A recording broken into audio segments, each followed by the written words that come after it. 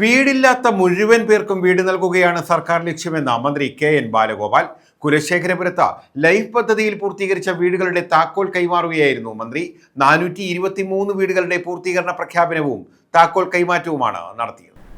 വീടില്ലാത്ത മുഴുവൻ ആളുകൾക്കും വീട് കൊടുക്കുകയാണ് സർക്കാരിന്റെ ലക്ഷ്യമെന്ന് മന്ത്രി കെ.എൻ. ബാലഗോപാൽ പറഞ്ഞു. കുലശേഖരപുരം ഗ്രാമപഞ്ചായത്തിൽ 423 വീടുകളുടെ പൂർത്തീകരണ പ്രഖ്യാപനവും താക്കോൽദാനവും ഗുണഭോക്തൃ സംഗമം ഉദ്ഘാടനവും നിർവഹിക്കുകയായിരുന്നു മന്ത്രി. കേരളത്തിലാകെ 5.25 ലക്ഷത്തോളം വീടുകൾ നൽകാനാണ് ആദ്യത്തെ രജിസ്ട്രേഷൻ വന്നത്. 4.5 ലക്ഷത്തോളം വീടുകളുടെ നിർമ്മാണം പൂർത്തീകരണത്തിലേക്ക് എത്തി. ഇനിയും കുറച്ച് വീടുകൾ കൂടി കൊടുക്കാനുണ്ട്. ഓരോ ദിവസവും വീടുകൾ പൂർത്തീകരിച്ചുകൊണ്ടിരിക്കുന്നു. വീട് മാത്രമല്ല, കുട്ടികൾക്ക് പഠിക്കാൻ എല്ലാ അടിസ്ഥാന സൗകര്യങ്ങളും ഒരുക്കി നൽകി. നല്ല ആശുപത്രികളും നല്ല റോഡുകളും ജോലി കിട്ടാനുള്ള ഒട്ടേറെ ഫാക്ടറികളും സാധ്യമാക്കിയതായും മന്ത്രി പറഞ്ഞു. സർക്കാരിന് കേന്ദ്ര ഗവൺമെന്റിൽ നിന്ന് പണം കിട്ടാനുള്ളതിന്റെ വലിയ ബുദ്ധിമുട്ട് സർക്കാരിനെന്ന് ഞാൻ പറയുമ്പം എനിക്കോ മുഖ്യമന്ത്രിക്കോ മറ്റു മന്ത്രിമാർക്കോ വ്യക്തിപരമായിട്ടല്ല, സർക്കാരിന് കിട്ടാനുള്ളതെന്ന് പറഞ്ഞാൽ ജനങ്ങൾക്ക് കിട്ടാനുള്ളതാണ്. ഈ പണം കിട്ടുന്നത് ജനങ്ങൾക്കാണ്. ഇപ്പം നമ്മുടെ ചികിത്സാ പദ്ധതിക്ക് അനുസരിച്ച് കാരുണ്യ പദ്ധതിയിൽ ഒരു വർഷം ബഡ്ജറ്റ് 700 കോടി രൂപ ഏറ്റവും സാധാരണക്കാരായ ആളുകൾക്ക് ചികിത്സാ ഇൻഷുറൻസിന് വേണ്ടി മാറ്റി വെക്കുന്നുണ്ട്.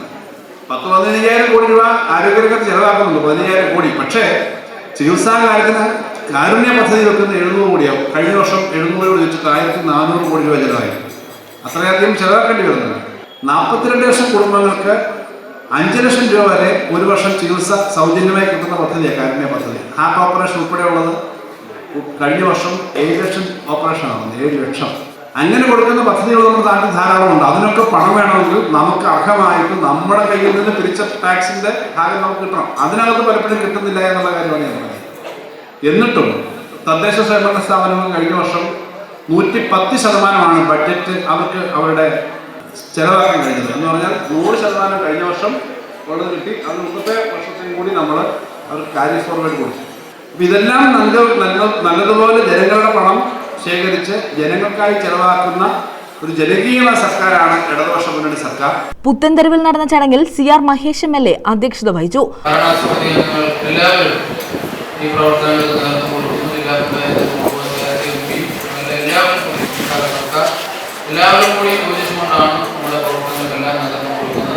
മത്സ്യവെടി chairman T Manoharan, panchayat president Minimol Nizam, vice president A Nasar, ജില്ലാ പഞ്ചായത്ത് സ്ഥിരം സമിതി അധ്യക്ഷ വസന്ത രമേശ്, ജില്ലാ പഞ്ചായത്ത് അംഗം ഗേളി ഷൺമുഖൻ, പഞ്ചായത്ത് സ്ഥിരം സമിതി അധ്യക്ഷരായ PK Savitri, PS Abdul Salam, Rajitha Ramesh, block panchayat അംഗങ്ങൾ, വിവിധ രാഷ്ട്രീയ പാർട്ടി നേതാക്കൾ തുടങ്ങിയവർ പങ്കെടുത്തു.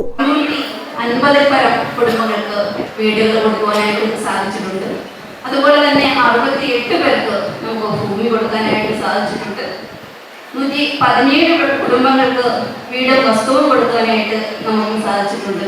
അപ്പോൾ മറ്റു പഞ്ചായത്തുകളെയൊക്കെ അപേക്ഷിച്ച് ലൈഫിൽ വലിയ ഒരു നേട്ടവുമായിട്ട് തന്നെയാണ് വളരെ അഭിമാനത്തോടും സന്തോഷത്തോടും കൂടി ഈ ഭരണസമിതി നിങ്ങളുടെ മുന്നിൽ നിൽക്കുന്നത്.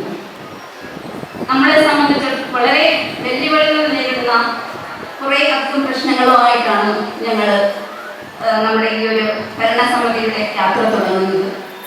നിങ്ങൾക്കൊക്കെ അറിയാം, മാലിന്യ സംസ്കരണം നമ്മുടെ ഗവൺമെന്റ് ഏറെ പ്രാധാന്യം കൊടുക്കുന്ന ഒരു മേഖല എന്ന് പറയുമ്പോൾ മാലിന്യ സംസ്കരണവുമായിട്ട് ബന്ധപ്പെട്ടിട്ടുള്ളതാണ്. News bureau, Karunagappally.